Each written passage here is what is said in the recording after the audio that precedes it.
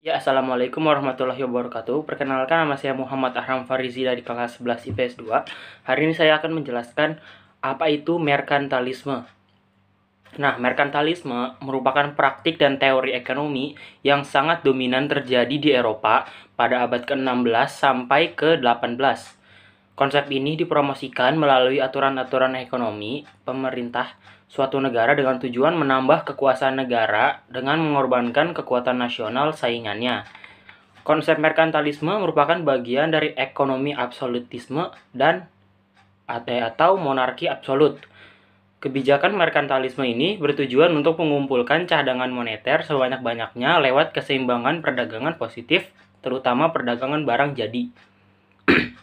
Pada masanya, kebijakan yang satu ini seringkali menyebabkan perang dan memotivasi suatu negara untuk melakukan ekspansi kolonial.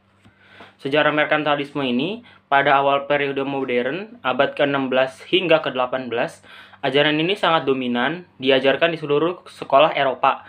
Kebijakan ini untuk pertama kalinya memicu intervensi suatu negara dalam mengatur perekonomiannya. Pada masa ini pula sistem kapitalisme mulai lahir. Dalam menjalani kebijakan merkantilisme, negara-negara di Eropa melakukan banyak kebijakan-kebijakan. Seperti yang pertama mengenakan biaya cukai yang sangat tinggi, yang kedua menciptakan koloni di luar negeri, yang ketiga melarang daerah koloni untuk melakukan perdagangan di negara lain, yang keempat memonopoli pasar dengan port pokok, yang kelima melarang perdagangan untuk dibawa pulang dalam kapal asing, yang keenam subsidi ekspor, yang ketujuh membatasi upah, dan yang lain-lain. Latar belakang merkantilisme ini ada beberapa yang menjadi pemicu lahir dan berkembangnya pada masa itu. Yang pertama, adanya keberadaan negara-negara merdeka di Eropa seperti Prancis, Jerman, Inggris, Belanda, dan Italia. Yang kedua, negara-negara tersebut ingin mempertahankan kesejahteraan, kebebasan, dan kedaulatan negaranya, dan juga rakyatnya. Yang ketiga, negara-negara tersebut memerlukan kondisi ekonomi yang kuat agar bisa bertahan. Yang keempat, ditetapkannya logam mulia sebagai standar ukuran kekayaan suatu negara. Yang kelima, adanya jaringan perdagangan, pelayaran, dan eksplorasi ke wilayah-wilayah baru.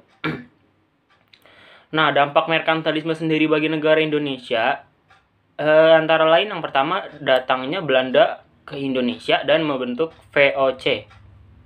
Yang kedua, Raffles memberlakukan sistem sewa tanah. Yang ketiga, adanya stratifikasi sosial yang ditetapkan pemerintah Belanda. Yang pertama, golongan 1 atau orang Belanda dan orang asing kulit putih. Yang kedua, golongan 2 atau orang timur asing. Yang ketiga, golongan yang ketiga atau orang pribumi.